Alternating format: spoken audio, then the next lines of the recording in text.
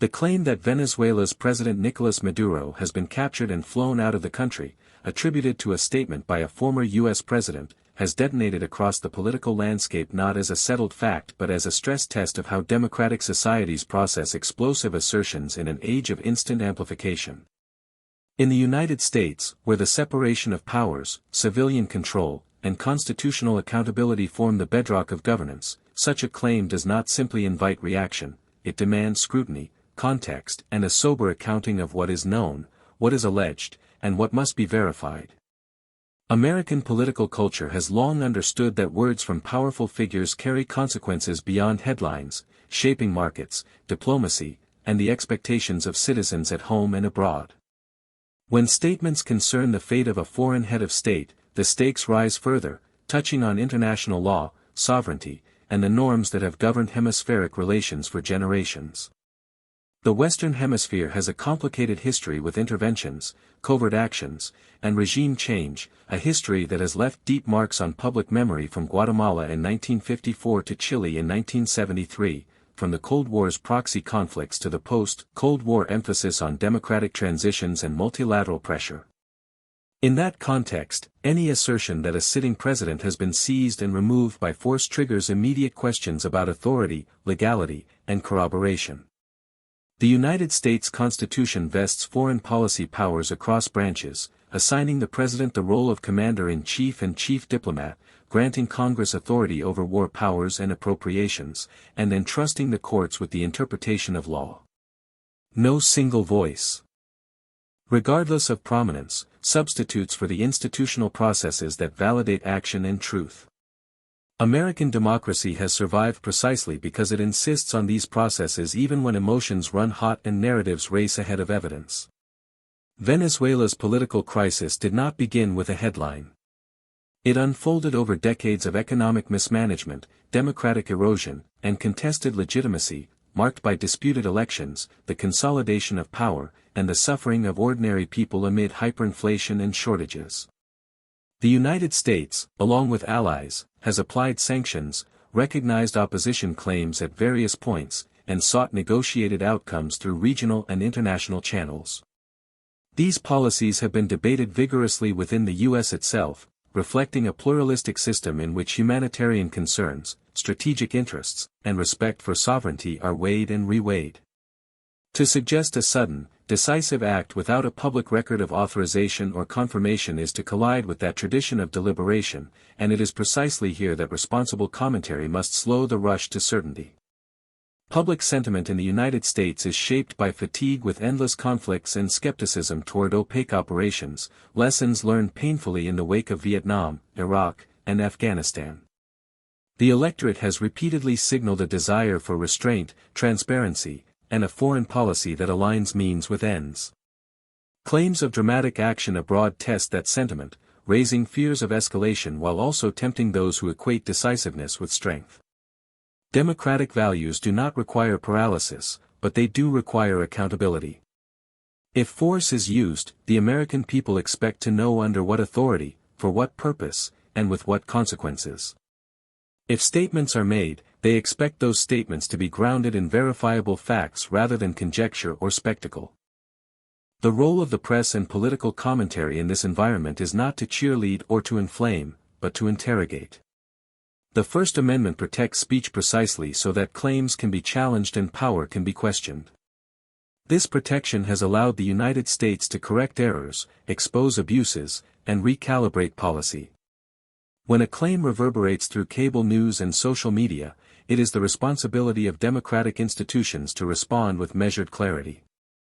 The Pentagon, the State Department, and congressional leaders exist not merely as bureaucratic layers but as guardians of process, ensuring that actions align with law and that the public record reflects reality.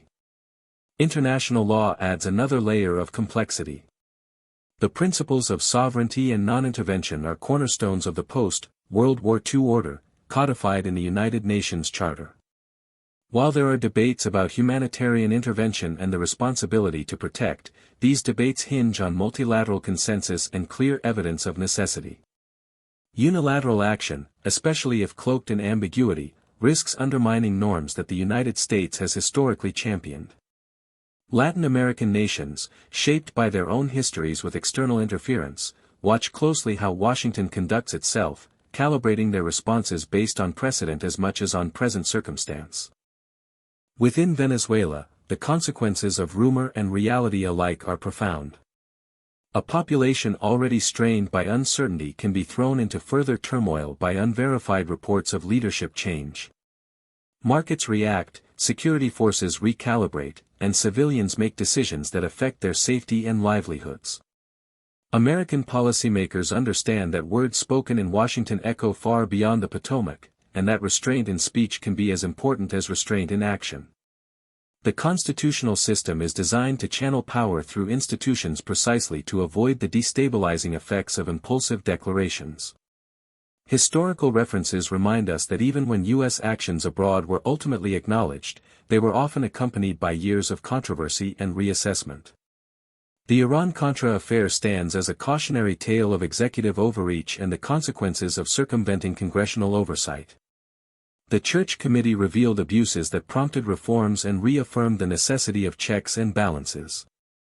These episodes are not footnotes, they are living lessons that inform how claims of clandestine action are received today. A strong republic learns from its past, applying skepticism not as cynicism but as civic duty. Policy shifts toward Venezuela have oscillated between pressure and engagement, reflecting changes in administrations and global conditions. Sanctions regimes have been tightened and eased, negotiations pursued and abandoned. Any assertion of a sudden endgame must be weighed against this incremental reality. Diplomacy rarely produces cinematic moments, it advances through painstaking steps, often invisible to the public eye. When dramatic claims surface, they should be tested against this pattern, asking whether they align with known policy trajectories or diverge sharply without explanation.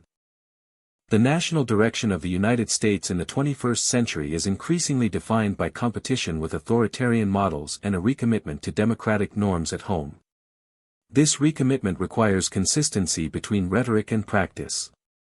To champion the rule of law abroad while tolerating ambiguity at home would erode credibility. Allies measure American reliability not only by outcomes but by adherence to process.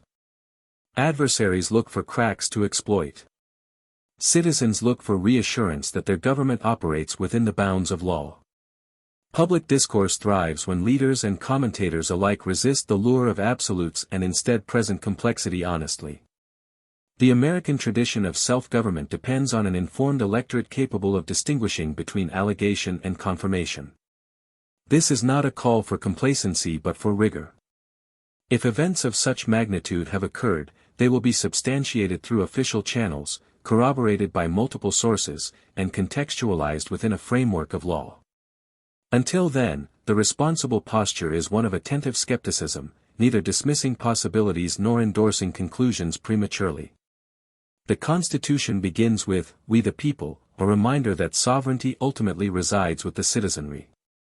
That sovereignty is exercised through institutions designed to slow decisions that could lead to war or upheaval. When claims bypass those institutions in the public sphere, they test the resilience of democratic norms. The response of the United States to such tests reveals its maturity as a democracy. Calm insistence on evidence, respect for process, and awareness of historical context are not signs of weakness, they are the hallmarks of a system confident enough to govern itself. As discussions continue and officials are pressed for clarity, the broader question persists of how the United States navigates a world saturated with information yet hungry for truth. The answer lies not in silencing voices but in elevating standards.